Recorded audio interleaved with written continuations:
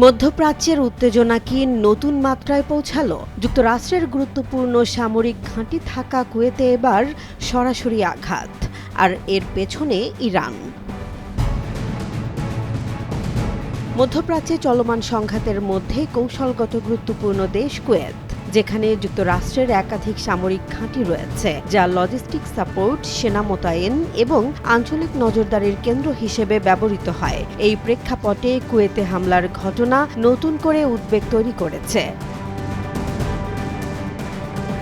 কুয়েতের একটি সামরিক শিবিরে ইরানের ক্ষেপণাস্ত্র হামলায় অন্তত 10 জন সেনা সদস্য আহত হয়েছেন বলে জানিয়েছে দেশটির প্রতিরক্ষা মন্ত্রণালয়। রোববার এক বিবৃতিতে মুখপাত্র কর্নেল সৌদ আব্দুল আজিজ আল আতওয়ান জানান, গত 24 ঘণ্টায় কুয়েতের আকাশ সীমায় 14টি ব্যালিস্টিক ক্ষেপণাস্ত্র এবং 12টি ড্রোন শনাক্ত করা হয়। হামলায় শিবিরের কিছু অবকাঠামোগত ক্ষতিও হয়েছে।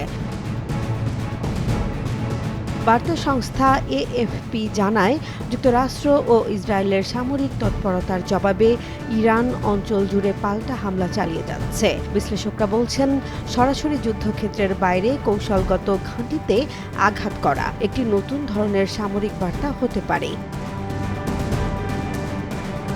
বিশেষজ্ঞদের মতে, কুয়েতের মতো ব্যাক অ্যান্ড সাপোর্ট হবে হামলা মানে শুধু একটি শিবিরে আঘাত নয়, বরং আঞ্চলিক সামরিক ভারসাম্যে চাপ সৃষ্টি করা। এতে যুক্তরাষ্ট্রের অপারেশনাল প্রস্তুতি এবং সরবরাহ ব্যবস্থাও প্রভাবিত হতে পারে। ফলে মধ্যপ্রাচ্যের সংঘাত আরও বিস্তৃত হওয়ার আশঙ্কা বাড়ছে।